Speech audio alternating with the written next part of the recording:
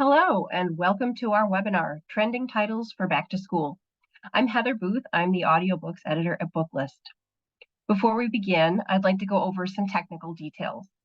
A link to today's slide presentation was included in the reminder email that you received from Zoom 1 hour ago. To download it, please open that email, scroll to the bottom, and click on the link that is located there. You can also download all of these slides by typing the URL on this screen into your web browser. The audience is in listen-only mode, but we welcome any questions you might have. On the bottom of your screen is a toolbar with a section for Q&A. If you have a question or if you need technical assistance, simply click Q&A and type your message into the box that appears. We will do our best to respond to all tech-related questions, and we'll pass along all other questions to today's panelists so they can follow up with you after the webinar. Booklist offers closed captioning on all of our webinars. To enable or disable captions on your screen, please look for and click the captions icon on the toolbar mentioned above. From there, you can select Show or Hide Captions from the menu that appears. If you choose to enable subtitles, you can adjust the size of the captions at any time by selecting Caption Settings. And finally, Booklist expects all participants to maintain an atmosphere of respect and fairness. Anyone who violates this standard of behavior, including engaging in any form of harassment, may, at the discretion of the organizers, be immediately removed. We have a wonderful program for you today, so let's begin by meeting today's presenters. Marisa Arencibia received her BA in Professional Writing and Spanish from Miami University and her MLIS from Kent State University. She worked for a nonprofit in Dallas, Texas, before realizing that her passion was in libraries and moving back to Ohio to pursue her degree. She gained experience as an adult services librarian for 3 years before coming to work for OverDrive. She loves curating collections of favorite reads and discussing nerdy lore and fan theories with her fellow library people in her role as digital content librarian. When she's not working, she can be found reading thrillers, fantasy, and romance, traveling, and playing with her goofy dog, Swarley. Wendy Chamberlain is the Senior Manager of Content Programming at Kanopy, a streaming video service that partners with public libraries and universities to provide ad-free movies, documentaries, foreign films, and classic cinema to patrons and students. Prior to Kanopy, she founded and managed Videology, once the largest video rental store in Brooklyn, New York. Erin Kane earned her MLIS from the University of Illinois at Urbana-Champaign. She is from Chicago and has a background in publishing, research, and community development. She's worked at OverDrive since July 2018, having worked on the metadata team before transferring to the digital content librarian team in 2021, where she now serves public libraries in Canada. She devours crime fiction of all kinds, but also enjoys essay and memoir nonfiction, magical realism, and gothic horror. She will just not shut up about the 7.5 Deaths of Evelyn Hardcastle by Stuart Turton. When not working out or reading, she enjoys connecting with her kids, watching Chicago sports, dancing in the kitchen, and bringing TV from binging TV from any and all streaming services, a hobby of mine as well. Jane Whitehurst earned her BA in English and Film Studies from Ohio State University and her MLIS from Kent State University. Prior to starting at OverDrive in April 2018, she worked as a public librarian for 10 years. Her love of reading in libraries has been lifelong, but really became an obsession when, as a young teen, she discovered all the wonderful YA pulp series of the 90s. Her favorite genres currently include YA, literary fiction, humor, memoir, and narrative nonfiction. As content specialist, Jane works to help libraries build collections and curate content to boost user engagement. Thank you so much for joining us, Marisa, Wendy, Erin, and Jane. The floor is yours. Hi, everyone. My name is Jill. I wasn't on the previous slide, but I work for the marketing department at OverDrive, and I'm just going to do a quick intro for those who perhaps aren't familiar with us. We are the leading digital reading platform for libraries and the trusted partner of over 91,000 libraries, schools, colleges, and corporations in over 113 countries. With millions of ebooks, audiobooks, streaming video, and more, libraries, schools, and others can build the best digital collection to meet all of their community needs with OverDrive. Next slide, please. Here's our agenda for today's webinar.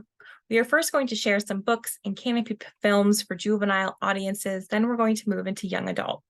Following that, we will discuss nonfiction titles, picks from university presses, and documentaries for a variety of age ranges. We'll close out this presentation with a brief note on how you can increase circulation of juvenile and young adult content by partnering with your local education system through Public Library Connect. Next slide, please. Some of the titles we will be sharing are part of our annual back to school sale. Between now and September 30th, you can save up to 50% on thousands of juvenile and young adult ebooks and audiobooks. During this webinar, we have marked on sale titles with a star. And with that, I'm going to pass it off to Jane to kick us off. Hi, everyone. We are going to start with juvenile fiction, and we've been noticing a few standout themes this year. Our book picks for this webinar will reflect those themes. We've been seeing social and emotional learning as a feature of many of these titles, lots of horror and spooky titles, which we love. And we've also seen the continued prevalence of books by diverse authors. And these are all trends that we are really excited about. It's been a really good time to work in books. And could you just advance the slide and we'll get into our juvenile fiction? Great. Okay, so my first pick is Camp Sylvania by Julie Murphy. Pretty much, it's pretty safe to say that I will read anything that Julie Murphy writes, and Camp Sylvania certainly lives up to the hype that her writing gets. Heavyweights, but with vampires? Yes, please. I will take that. I will read that. Maggie, in the summer before 6th grade, had planned to spend 3 weeks at Camp Rising Star, a performing arts camp with her best friend Nora. Unfortunately, her parents had a different idea. They instead sent her to Camp Sylvania, a health and wellness camp. Run by health guru Sylvia Sylvania, known for her scarlet diet, Camp Sylvania is a little odd. The cafeteria only serves red foods. Campers must donate blood regularly, line up for mandatory weigh-ins, and participate in a grueling fitness program. As the weeks go by, though, Maggie, despite her first impressions, finds herself having a good time and making friends. She's even planning a camp-wide musical performance. When campers start to go missing, though, it's clear that Camp Sylvania isn't just weird, but that the kids might be in real danger. Julie Murphy manages to provide readers with the expected fun camp antics, but also added social commentary and paranormal elements thrown in. She discusses diet culture and anti-fat bias, all while keeping readers on the edge of their seat, and most importantly, keeping us rooting for Maggie and her friends. I love Julie Murphy. I'm definitely adding that to my list. I think middle school me would have eaten that up. Moving on, next we have Adia Kilbara and the Circle of Shamans by Izzy Hendricks. 12-year-old orphan Adia lives in the swamplands of the fantastical land of Zaria, raised by her hateful aunt and uncle who believe that she's an Obanje, a child possessed by a demon who brings them misfortune. Soon, as all 12-year-olds in her land do, she secures herself an apprenticeship, but not in her hometown as is customary, but in the kitchens of the Academy of Shamans, in the hope that she'll get far away from her village and learn to control her new magical powers. However, the Academy seems to be hiding some secrets of its own. When she overhears that the Emperor Darian is possessed by a demon and planning to visit the Academy, she sets off on an adventure with a diverse group and journeys through ancient mysteries and hidden realms in a quest to save the kingdom. This West African-inspired middle-grade fantasy by Nigerian-American author Izzy Hendricks is the first in a new trilogy recommended for fans of Amari and the Night Brothers and The School for Good and Evil. Fun fact, Hendricks was also an anthropologist in her former life, which I think lends itself really well to her world building and inclusion of cultural elements drawn from her own background. The world of Zaria is extremely imaginative with a unique magic system and elements inspired by Nigerian tales and the effects of colonialism and missionaries in Africa. It's so refreshing to read a book that's not based in European or American legend and follows a lead that isn't your typical middle grade hero. All in all, Adia Kilbara is a really original start to a new series that's funny, adventurous, compelling, and full of heart. That sounds incredible. Next is something a little different.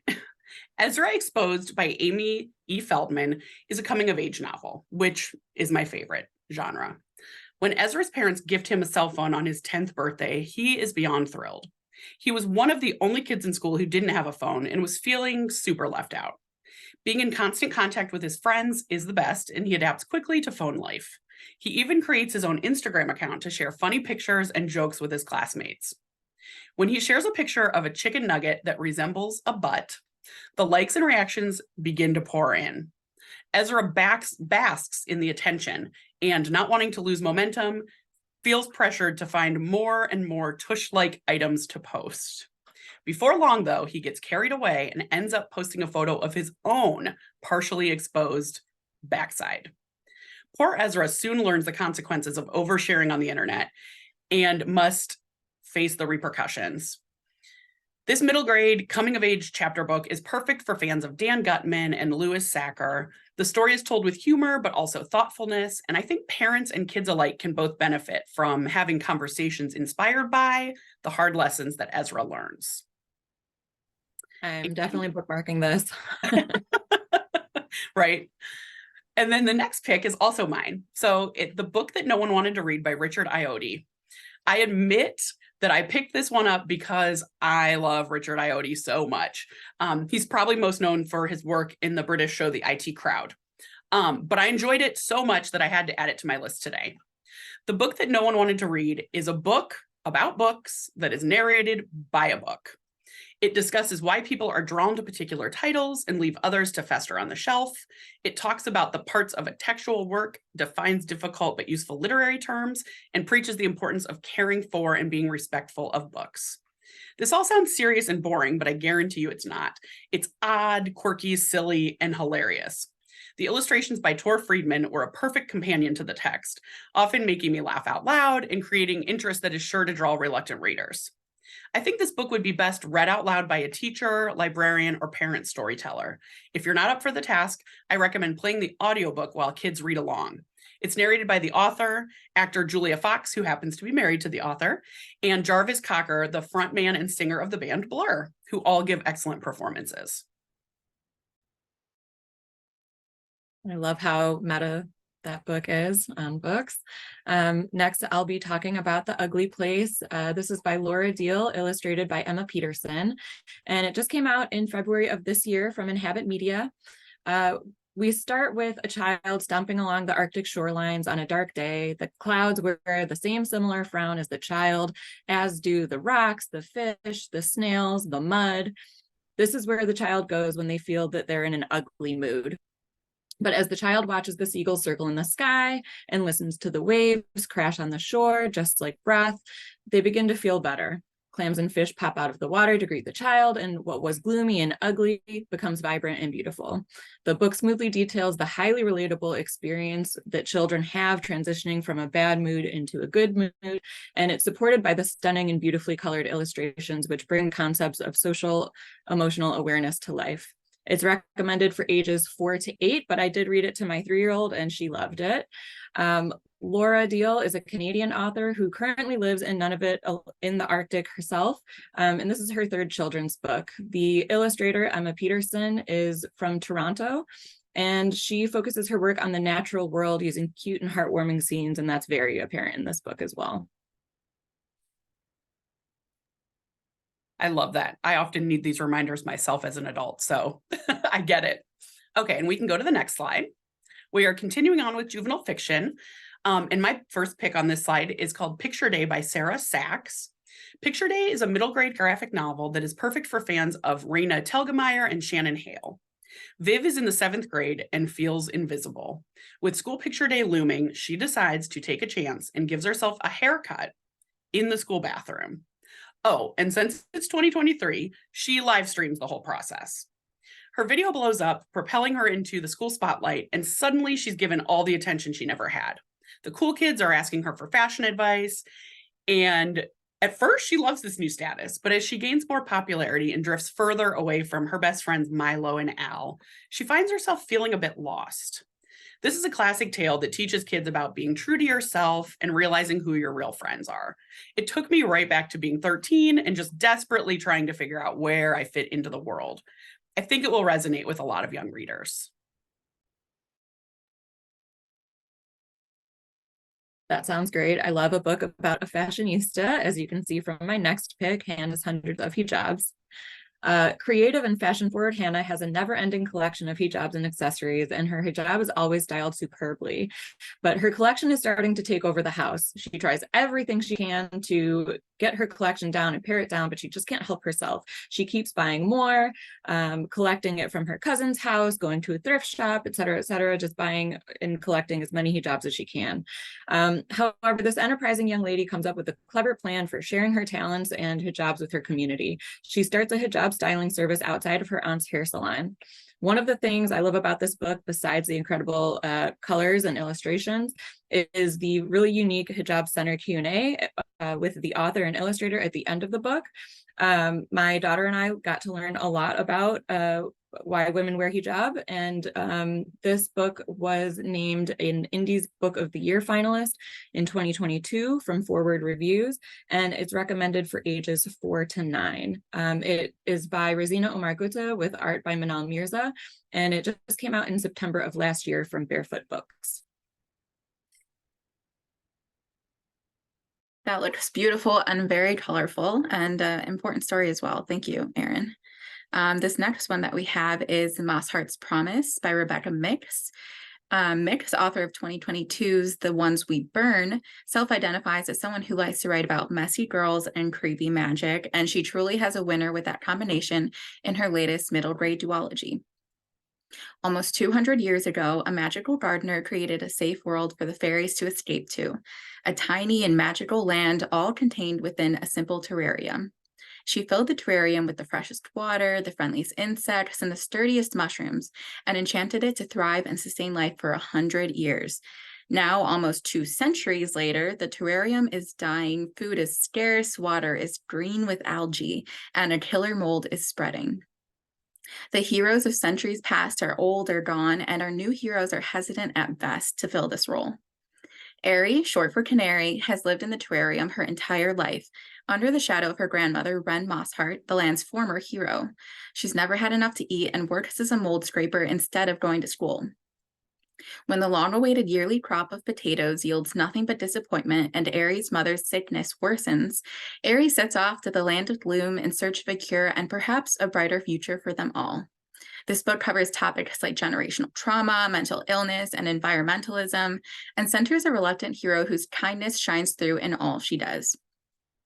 There are dark moments and themes that may scare or disturb younger readers, so I would recommend this book to kids aged 12 and older. The Moss Heart's Promise has been compared to books City of Ember and Gregor the Overlander, so if you have fans of those, you'll really want to recommend this one to them as well. The unique story of a contained world teeming within a terrarium is enchanting, and the fantasy reads almost as dystopian, with a message that will resonate with kids today. Altogether, The Moss Heart's Promise is just a really inventive, enjoyable, and cozy read, and I know you won't regret picking it up or adding it to your library's collection. That sounds so fun, and I just love this cover with the little glowing mushrooms. It's gorgeous. So cute. Read it in a day. It was really, really cute. Love it. And also the idea of a mold scraper is just weirdly appealing to me. I don't know why. You wouldn't like it. Up next, we have The Skull by John Klassen. So I'm not sure if any of you attendees listening right now and watching remember John Klassen's tweet that blew up a few years ago, but I will refresh you. Quote, "Last year in a library in Alaska, I read a folktale in a random book on a random shelf and have been thinking about it since. And today I wrote the librarian with no book title or author, and in 2 hours I had a scan of the story and cover in my inbox. Librarians should be running everything." I agree with him, but that's for another presentation. This book, The Skull, is John's retelling of the very story that he read in that Alaska library. It features Ottila, who has run away from home and is lost in the forest at night, freezing cold. She stumbles upon a house that is occupied by a skull, a talking one, that is. Her and the skull strike up a friendship, and over the next few days, talking about their lives, how they ended up in their current displaced states, and their ideas about the world, they become fast friends. Ottila is grateful to the skull for giving her a home and his friendship, that she's more than happy to help when an interloper enters the house and attempts to kill the skull. It is a short, dark story that's perfect to be read out loud in the fall. It's atmospheric and spooky, and the illustrations are gorgeous. I can't believe that that tweet resulted in an actual published book. I love it so much. Right? Yeah. I remember that tweet. So wow, who knew that that would happen? Exactly. Sounds very creative as well. Definitely be checking that out. Again, switching gears completely, the next book we have is The Year My Life Went Down the Toilet by Jake Maya Arlo, described as a book that's for anybody who has a body, so all of us, by the Stonewall Honor-winning author of Almost Flying.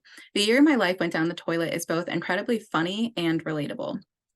Arlo, like her character Al, was also diagnosed with Crohn's disease in middle school, lending her own experiences to a story that is heartfelt in its honesty and a revealing glimpse into life with a chronic illness. Middle school is hard enough, but when you add in bathroom issues, things are about to get a little messy. When Al is diagnosed with Crohn's, she feels overwhelmed not only with the diagnosis, but with her blooming feelings for other girls, a best friend who has less and less time for her, and her mom's new relationship with her best friend's mom, no less. Al joins the bathroom club, where each week she meets with other queer kids who also have inflammatory bowel diseases. What follows is a story of friendship, queer love, dealing with anxiety, and learning to live a new life with all its ups and downs. Tackling themes that are often considered embarrassing to talk about, Arlo creates space for kids and adults who don't have enough representation, and does so with numerous layers of diversity without ever feeling like a cliche. A true coming-of-age story mixed with potty humor, The Year My Life Went Down the Toilet is a really lovely book that deserves a spot on your shelves and in your heart. I'm currently potty training my 3-year-old, so I am primed for the potty humor in that title. But we'll go to the next slide, start talking about some juvenile nonfiction. I want to talk about the title Follow the Flyway, The Marvel of Bird Migration by Sarah Nelson, with art by Maya Hanisch. This just came out last month from Barefoot Books, and I really can't say enough good things about it. The illustrations are beautiful. The colors, even when they're dark and saturated, are really vibrant. The text is lyrical, and whenever there's like heavy verbs, the words curve and like sculpt around the images on the pages. And this book follows the life cycle of migratory birds from hatchlings to full-grown flock members along the southern coast. Specifically, this book focuses on the Mississippi Flyway, which runs along the Mississippi River. The end of the book contains fascinating flyway facts, like why the Mississippi River is so great for bird migration, and answers the question, how can we help migratory birds? It also includes brief bird profiles in Birds of the Flyway. This is a great book for parents and kids to learn about the animal kingdom together. It got a starred review in the School Library Journal and is recommended for ages 3 to 9. This is, again, another title I read with my own daughter, and she absolutely loved it. Sarah Nelson loves writing books that are read aloud worthy. You can really tell that with this book. And Mary Hanisch is an award-winning Chilean graphic designer and painter based in Santiago. Her love of nature is reflected in all of her work, and I would say that that sticks with this book as well. That looks gorgeous, sounds very timely, and I love to see Chileans in the literature sphere. So next we have How Are You Feeling Now by Molly Potter and Sarah Jennings. This book, part of the Back to School sale, shares 12 common emotions like happy, angry, and embarrassed, and provides helpful ideas on how children can deal with them. Perfect for use as a tool for parents, children can learn about their emotions by grabbing the book when they're feeling big feelings and find the page that resonates with them. Each page provides useful advice and proven strategies to work through feelings with kids and leave everyone feeling empowered and supported. Author Molly Potter is a former scientist and primary school teacher turned writer with years of experience in social and health education, creative thinking, and emotional intelligence. And she brings all this knowledge with her to create a book that's as interesting as it is educational.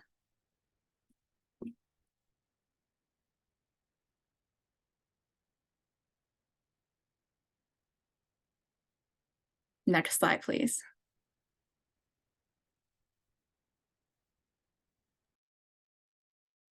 Hi, everyone. I'm really excited to be here and to get to be part of this presentation. My name is Wendy Chamberlain, and I'm on the Kanopy team here at OverDrive. So I'm going to be talking to you about films, and I get a whole slide to myself to talk about them. So The first films that I want to talk about are all based on books. These are great for kids that are in grades 3 through 5. All of them are likely familiar to you, so I'm not going to get too much into the plots, but more focus on how the books relate to the movies and why they're good choices to pair up with the books. So we're going to start with My Side of the Mountain, and I hope that you have all heard of this wonderful book and also wonderful movie. It was a movie that I actually discovered. I know a lot of movies, but I had never heard of this one until it popped up on some streaming service that I was on back when my son was probably 5. And it looked delightful, and we watched it, and he just loved it. So the book was written in 1959. The movie that you see here was made in 1969, so it is rather old. And full disclosure, I haven't actually read the book, but the movie, like I said, is completely enchanting. It focuses on wilderness survival, science, and self-reliance. The book itself is quite beloved. And there are actually apparently many controversial differences between the book and movie, but I think that's why it's a great pick here. It's a terrific book or a terrific movie to compare against the book, and the choices that they made of why they changed one thing or another. But both of them, by themselves are wonderful. Both the book and the movie. Next, The Witches, again, a book I'm sure you're all very familiar with. This is the 1990 version. And it actually has been remade recently, you probably know, in 2020 with Anne Hathaway as the Grand High Witch. In this version, we have Angelica Houston as the Grand High Witch. And this version, Roald Dahl famously disliked how the ending to the movie was changed. The ending of this version is a lot less dark than the book. But again, it presents a great opportunity to talk about why was that change made, what's the difference, and the 2020 version as well has an even different ending. So lots to talk about there. And this one I also chose, well, because it's Roald Dahl and I love Roald Dahl. But also this one has also been remade recently. This was remade in 2016, a Disney version directed by Steven Spielberg. But this one is the 1989 hand-drawn 2D animated version. It was released just 7 years after the book. And Roald Dahl actually saw an early screening of this movie and was said to have applauded in approval at the end. So it is a Roald Dahl approved version. And then finally, Charlotte's Web, of course, a beloved classic. What we're seeing here is the 2006 version. That's the one with Dakota Fanning. Also, and I can't believe how many well-known actors and actresses are in this movie, but it has the voices of Julia Roberts, Dominic Scott Kay, Steve Buscemi, John Cleese, Oprah Winfrey, Cedric the Entertainer, Kathy Bates, Reba McEntire, Robert Redford, and Thomas Hayden Church. So it is a star-studded movie, had great reviews. So definitely recommend this one, but I also want to mention that we do too have the 1973 animated musical version, and we all probably from our own childhoods remember that version and the wonderful songs. But in my research for this presentation, I discovered that E.B. White specifically did not like, he complained about the musical interruptions in that animated musical version from 1973, but I know I love it. And like I said, we have both. So that's it for me for this slide, but I will be back to talk about more for the middle grades. So much nostalgia on this slide. I love it. Yeah, thank you, Wendy. We're moving on to young adult fiction. So we've been seeing a lot of classic retellings, magical boarding schools and academies and heists this year, along with some much needed diversity in terms of race, ethnicity, gender identity, and more. And like Jane said before, we love to see it, and we're hoping, this continues in the future. First up, we have Ghosted by Amanda Quain. This is described as Never Have I Ever meets The X-Files. This gender-swapped contemporary retelling of Jane Austen's beloved classic Northanger Abbey is as charming as it is fresh. Hattie Tilney is starting her senior year of high school after losing her paranormal loving father and moving for her mother's new job as headmistress of Northanger Abbey boarding school. Her family grapples with life without their father, and Hattie swears up ghosts, an interest that she and her father had shared. But the academy makes that pretty difficult, as it is the most haunted school in the country. When adorable new boy Kit starts at Hattie's school on a National Paranormal Society of Investigators scholarship, Hattie's unaffected outer shell starts to crumble, and she's able to step out of the perfect persona she's tried to keep up since her father's death 3 years before. This novel contains an accessible and modern story inspired by the classic, but not a word-for-word duplicate. Ghosted is able to stand on its own and explore themes of grief and abandonment while providing readers with fun, haunted elements and a slow burn romance that will have you rooting for young love. A perfect read for the fall season and for fans of classic retellings. As a fan of classic retellings, I think that sounds perfect for me. So I'm going to add that to my TBR list right away. You will love it. You will love it. Up next is Promise Boys by Nick Brooks. If you love an edge-of-your-seat YA whodunit, look no further than Promise Boys.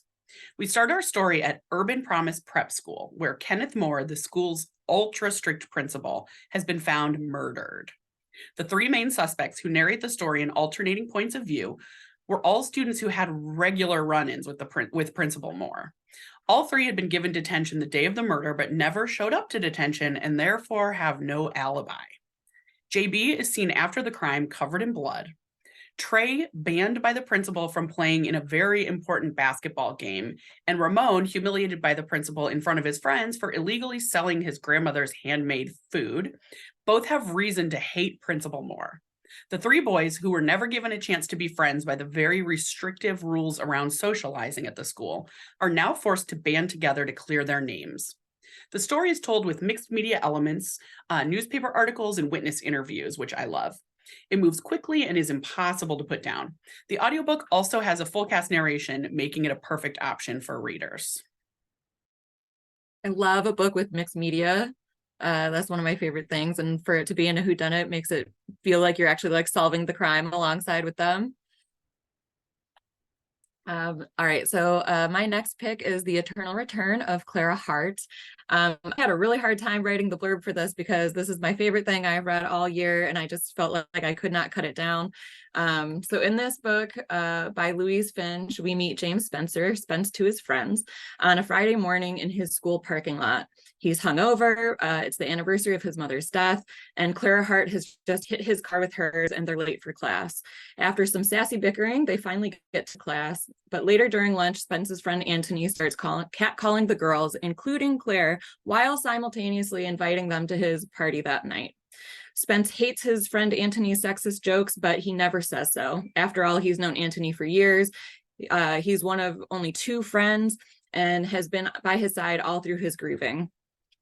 However, later that night at the party, Spence sees Antony assaulting Clara in his bedroom. She flees the house, gets hit by a car, and dies. It's a traumatic night for everyone involved, but when Spence wakes up the next morning, he's in the school parking lot, and Clara is not only alive, but she's just hit his car again. Spence chalks up the previous night's event to an alcohol-fueled nightmare until he starts living the same day over again, realizing he's been given a second chance to prevent Clara's tragic fate. Caught in the Nietzschean thought experiment of the eternal recurrence, Spence realizes that the key to escape depends on his ability to make the right choices throughout the day. Despite taking place in a time loop, this book covers consent, casual sexism, and accountability in very realistic situations without being preachy, and it uses a very relatable and flawed protagonist to do this. This is the kind of book that I wish every teen had read when I was in high school. I hope every teen reads it now. It was shortlisted for several awards, including the Yodo Carnegie Medal for Writing this year, the YA Book Prize this year, and the Branford Boas Award this year as well. And Louise Finch, before writing this book, spent over a decade in the charity sector across women's and LGBT rights programs, as well as youth arts, and this is her debut novel. It really does not feel like a debut. It feels like she's been writing novels forever. I have this one and Promise Boys on hold, and I am just like counting down the seconds. I love a good time loop. I also love a time loop. Yeah, it's great. And we haven't had one in a while, especially in YA. Mm-hmm. Up next is Warrior Girl by Angeline Booley.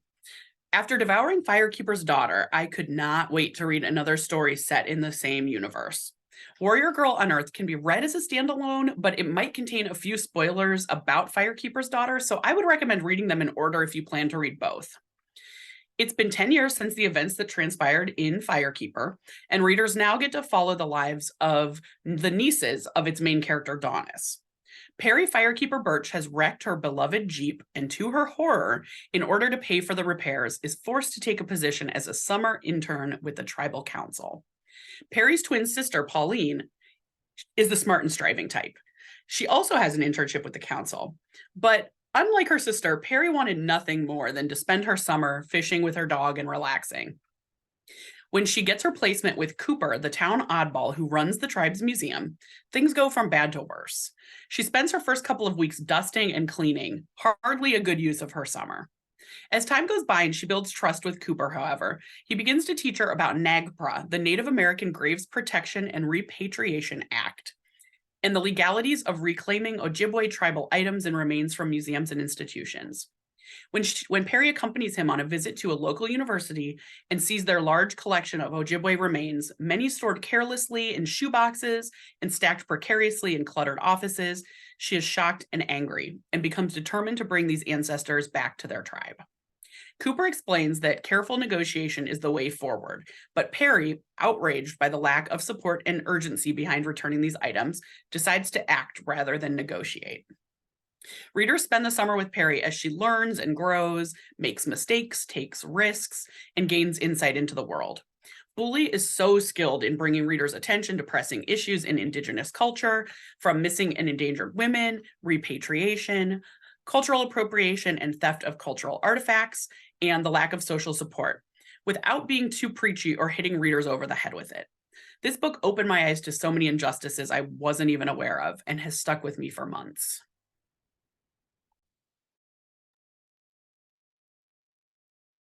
That sounds really powerful, Jane. I'm definitely going to be checking that out.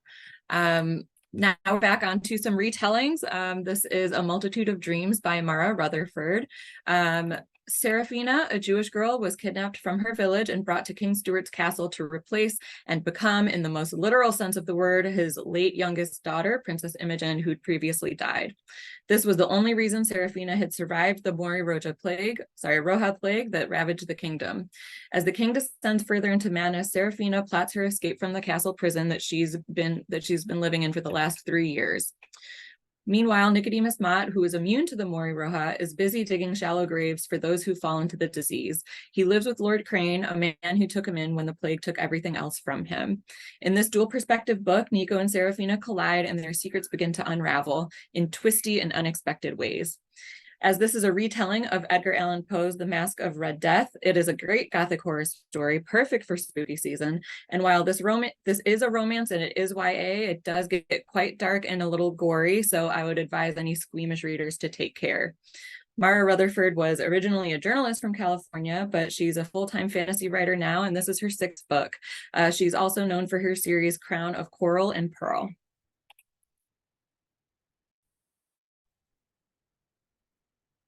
And next slide, please.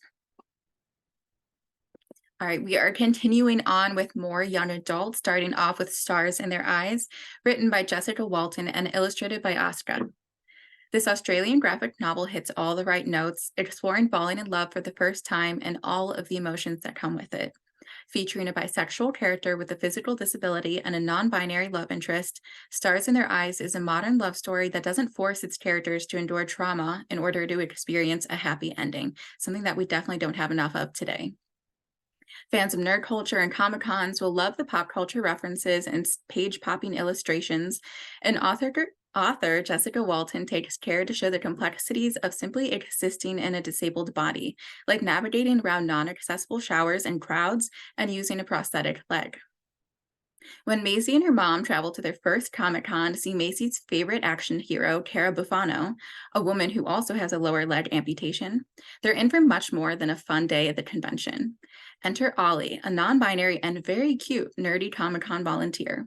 As the day goes on, Maisie and Ollie discover that they have a lot in common, and maybe, just maybe, there's love between them too. Walton is himself queer and disabled, and their own experiences shine through in a space that's currently sparse at best, giving kids a relatable and informational foray into their world full of sweet characters and the importance of being seen.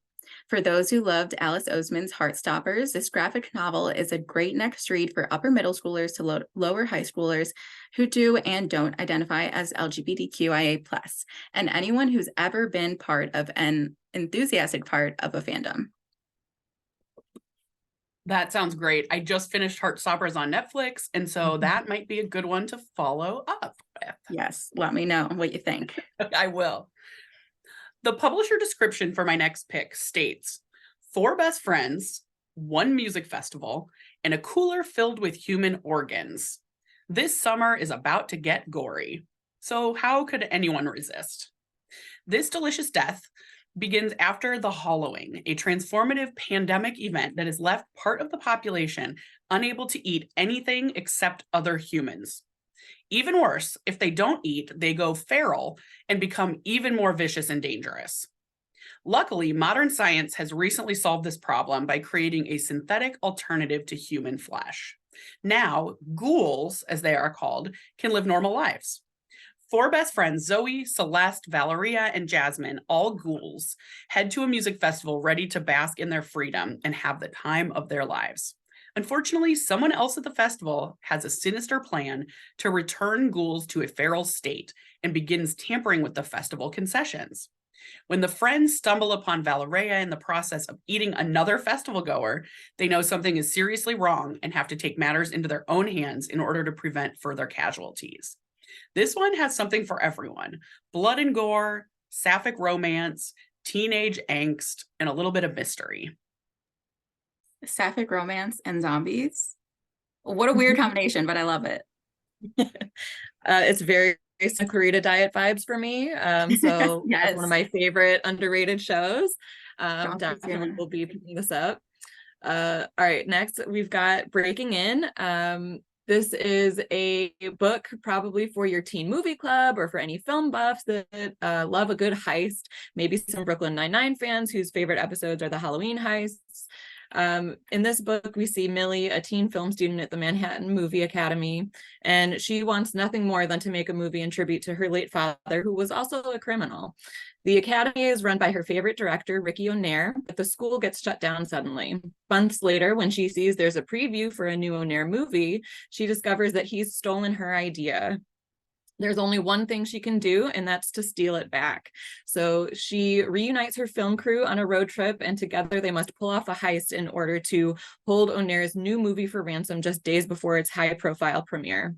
This is a romp of a story full of hijinks, criminals, and the best motley crew, and even a femme fatale. All of the tropes you want in your heist, in a heist story with a fun twist ending. Tyler Schwanke is the author of this book. He's a short story writer and filmmaker, and his award-winning short films have played at festivals across the country, but this is his very first debut novel, so very exciting. I always like when screenwriters and filmmakers cross into books. I just think it's a really it translates really well. Yeah. This next book was described as a queer sliding doors YA rom-com in which a girl must choose between a summer in New York City with her dad and the girl she's always wanted, or in LA with her estranged mom and the guy she never saw coming.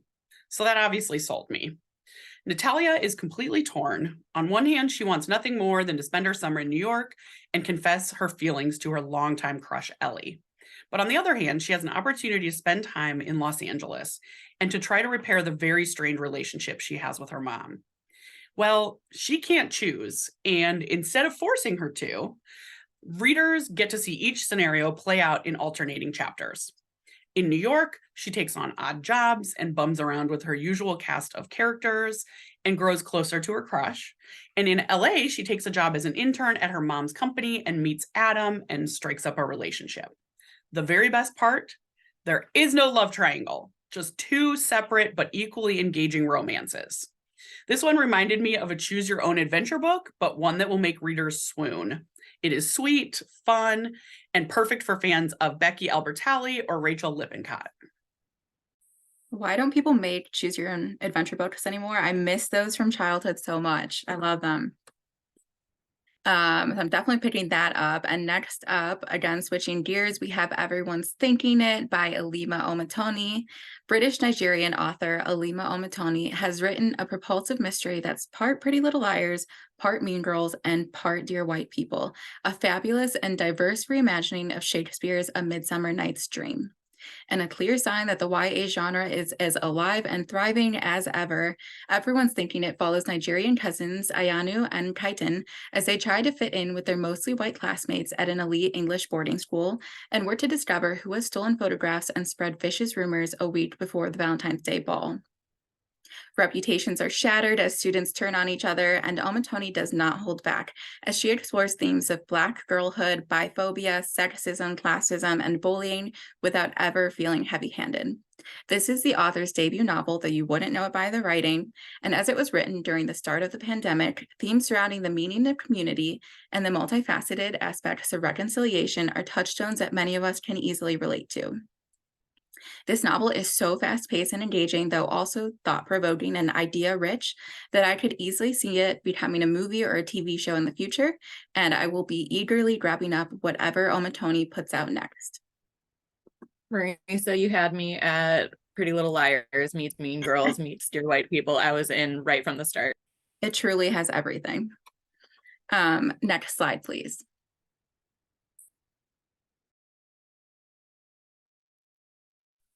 Oh my gosh, so many good books. I haven't had a chance to chime in yet, but there are plenty of those on my list now too. And hopefully some of these will go on your list as well. So we're back to movies. These are for older age kids, probably middle grades, although I will say that they're all rated PG with one exception that we will get to. But we're going to start with Rabbit Proof Fence. That movie is from 2002. It's based on a book from 1996. The book is called Follow the Rabbit Proof Fence. It's based on a true story set in the 1930s about 3 First Nations girls who escape from an internment camp on a mission to return to their families that they've been taken from. And they end up having to walk along 1,500 miles of the Australian rabbit-proof fence in order to get there. And while they are there, being pursued by both white law enforcement authorities and a tracker. So this movie and the book illustrates the official child removal policy that existed in Australia between about 1905 and 1967. Next, a much lighter theme. This is Emma, which I'm sure you all know is based on the 1815 Jane Austen novel. This version's from 1996. It stars Gwyneth Paltrow. It also has Alan Cumming, Toni Collette, Ewan McGregor, and Jeremy Northam. This one sticks fairly close to the book. And the New York Times has described it as, or described Gwyneth Paltrow as, that she makes a resplendent Emma gliding through the film with an elegance and patrician wit that bring the young Katharine Hepburn to mind. This is definitely one of the most well-reviewed versions of this book. And next we've got Lord of the Flies, and this is the only one here that's not rated PG. This one's not rated at all, and that's because it's from 1963, so it's an older movie. It's based on the 1954 novel of the same name by William Golding. The movie itself is a British version. It's in black and white, but it is considered to be much more faithful to the novel than the newer 1990 version. And this is, you probably know, a classroom standard. You may have even watched it in a classroom yourself. And then we have Jane Eyre. This version's from 1996. There's a ton of versions of Jane Eyre going back literally, and in my research for this, going back literally to 1910. So I had no idea that there are so many versions. This is just one of them, but one of the more well-loved versions. So this is based on the 1847 Charlotte Bronte novel. And In this one, Charlotte Gainsbourg stars as the older Jane Eyre. Anna Paquin is the young Jane Eyre. It also has William Hurt as Edward Fairfax Rochester. And from what I could see, most people think that it stays fairly faithful to the book, although it does cut out some parts in order to shorten it for the movie. And then finally, Middle School, The Worst Years of My Life. This one's from 2016. It's based on a 2011 novel of the same name by James Patterson. And you probably know James Patterson, of course, for his adult thrillers. But you probably also know that he's written many books also for young adults and children's series. So this is one of the ones. It's a Middle School is a series, and this is one of the ones that has been adapted into a film. So that's it for this slide. I'm going to be back to talk about documentaries in a few minutes. So excited to dig into those. Thanks, Wendy. All right, so I'm just going to take some time to highlight some books from some university presses. The first one is Viral Justice by Ruha Benjamin. This came out in October of last year from Princeton University Press. The audiobook is really good. It's read by the author as well as Ibram X. Kendi. And I first learned about this book on the Adam Conover podcast, Factually, in which Conover interviews Benjamin, and I was really inspired to listen to the audiobook. After the COVID-19 pandemic and anti-Black police violence headlines that made waves in 2020, Benjamin, who is a sociologist on race, technology, and justice, and was focused on big systematic change, began to rethink the roles that individuals play in our society. In Viral Justice, she examines the small individual actions that we can take to make a more just society. She does not consider individual action in a consumer sense, as we often do, but instead how individuals act within the systems that we're a part of. For example, she talks about choices that parents can make to improve the school systems better for all kids and not just their own kid. She discusses how we can hold space for one another in times of high stress, much like doulas do for birthing patients. Her suggested actions can allow us to create the change that we want to see in the world while we wait for the macro systems that can sometimes take decades or longer to catch up. Using the metaphor of how a small virus spreads, like the COVID-19 virus, she illustrates how these small and practical actions can spread joy and justice to those who need it most and make a viral impact on our larger society. Next is Godzilla and Godzilla Raids Again by Shigeru Kayama, translated by Jeffrey Ingalls. This is another one for the film buffs. We all know and love the Godzilla franchise, the iconic monster that devastates Tokyo. It was a global sensation that launched an enormous franchise, and Kayama intended to use Godzilla as a metaphor for humanity's short-sighted destructiveness. After he was scouted to write the original movie and its sequel in 1954, he published these novellas a year later. While the novellas went on to become classics in Japanese YA sci-fi, they've only become available to English speakers this year, in October actually, so not even yet, just in a little while. And in these novellas, readers will learn about the strong anti-nuclear and pro-environmental vision that the author had, and will be surprised by the plots that differ from the films. This title is recommended for fans of creature features and people who like to argue about what was better, the movie or the book. Interestingly, this adaptation is a book from the film, so it might be a little bit different. And then the last one here is Queer Career, Sexuality and Work in Modern America by Margot Kennedy. You may have heard about this book already on NPR's Book of the Day on August 31st. Margot Kennedy, a historian of sexuality, introduces the book as a response to a call that she had heard from another historian for a fuller accounting of diverse forms of labor. There are many histories on work, but Kennedy had to dig deep into an archive and develop an oral history to fill the gap of an LGBT history of labor. Because of the lavender scare of the 1950s, she tells us that she'd originally assumed that queer people were largely closeted in their work lives, but what she found was that gay and lesbian workers were more seen than unseen, but because of the lavender scare in the government sector, private sector employees became vulnerable to exploitation by their employers, much like undocumented workers today. They would work for less money or do less desirable work that other employees wouldn't. And as a result, employment and fear of job loss was central to gay life in post-war America. Similarly, because queer employees were perceived as lacking family ties, they were considered less expensive hires to the straight men who earned a family wage to support their wife and kids. Oftentimes, queer employees would go out of their way to be outstanding employees, working harder than their peers in the same positions to prove their worth and compensate for their sexuality. For employers who were in the know, this made them attractive hires. Kennedy covers all of this history and more in this book, which also serves as a companion to her first book, The Straight State, which covered how the government influenced LGBTQ lives. Margot Kennedy is a professor of history at Princeton University. And you can go to the next slide.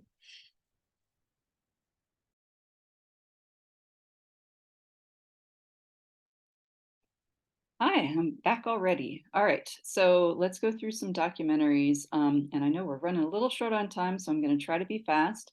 My first slide, I have 3 slides for different age ranges. The first one is for ages 10 plus. These are appropriate for all ages, but probably most interesting to kids over 10. So these titles showcase education, disabilities, gender equality, environmentalism, and the wonders of the natural world. Beginning with the 2002 documentary Spellbound, which follows 8 competitors in the 1999 Scripps National Spelling Bee and was nominated for an Academy Award for Best Documentary Feature. If you haven't seen it already, and I hope you have, it is charming, it is funny, and it is inspiring. Next, My Beautiful Stutter. This one follows 5 kids who stutter from ages 9 to 18. These kids have faced a lot of bullying and stigmatization, and in the film, they are attending an arts-based camp called SAY, the Stuttering Association for the Young. And the idea at the heart of SAY is it is really, really, really okay to stutter, and that is what they are learning. And honestly, it is a lesson for all kids who are different, who are struggling with their identities, and who need to see that it's okay to be themselves. RBG from 2018 is obviously about the life and career of Ruth Bader Ginsburg. It was also nominated for Best Documentary Feature, and The Hollywood Reporter calls it a documentary that, like its subject, Supreme Court Justice Ruth Bader Ginsburg, is eminently sober, well-mannered, highly intelligent, scrupulous, and just a teeny weeny bit reassuringly dull. So I've seen it. I wouldn't necessarily call it dull. I thought it was riveting. Food Inc. is from 2008. It's about corporate farming in the United States that ends up concluding that agribusiness produces food that is actually unhealthy and environmentally harmful, as well as being abusive to both the animals and the employees. So a very sobering documentary, but an important one. It was also nominated for an Academy Award for Best Documentary Feature, and there is a sequel coming in 2023. And then finally on this slide, The Loneliest Whale from 2021 is about a whale that calls at a frequency that no other whales call at. So the theory is that this whale cannot hear, and other whales and the other whales cannot hear it. The documentary is about scientists and oceanographers that are on a quest to find this whale off the coast of California. And next slide, please. We're going to take a look at some documentaries for ages 13 plus. So some of these themes may not be appropriate for younger kids, which is why I put them into the 13 plus category, but still very appropriate for kids. And all of these titles are about overcoming adversity and breaking traditions, and proving that everyone, no matter what their age, class, or gender, that they can do extraordinary things. Girls Can't Surf is about girls surfing in the 70s and 80s and taking on the male-dominated professional surfing world. Maiden Trip from 2013 is about 14-year-old Laura Decker, who dreams to become the youngest person ever to sail around the world alone, and talks about her trials and tribulations of getting to that point, and then follows her on her journey. Writing with Fire from 2021 is the first Indian feature documentary to be nominated for an Academy Award for Best Documentary Feature. It tells the story of the only news agency in India run by Dalit women. And Youth Governor is about, it's from 2022, about a nationwide program for students in middle school, high school, and college, where they spend 4 months setting up their own version of the state government. And next we'll do 16 plus. Just very quickly, these are more mature themes for older kids and examine how young people navigate the complexities of race, gender, and growing up in the modern United States. So we got quite a few here. I encourage you to look through them all, but since we're getting close to time, I'm not going to have time to talk about them all, but all wonderful movies. And I will turn it back over.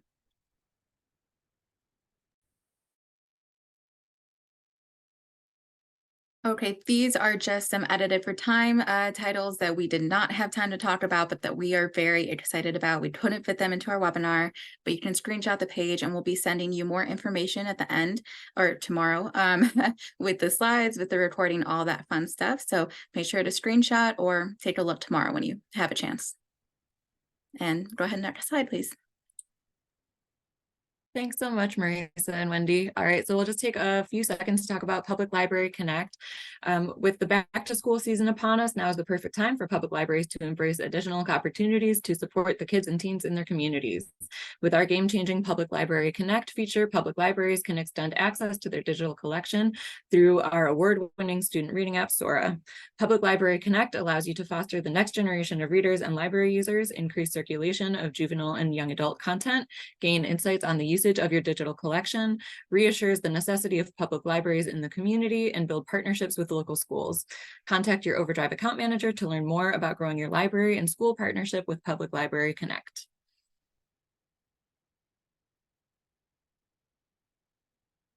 That's it from all of us. Thanks. Thank you so much, Marisa, Wendy, Erin, and Jane and Jill for this wonderful presentation. Tomorrow, like Marisa mentioned earlier, all attendees will be receiving an email containing links to today's slide presentation, a certificate of completion, and a video recording.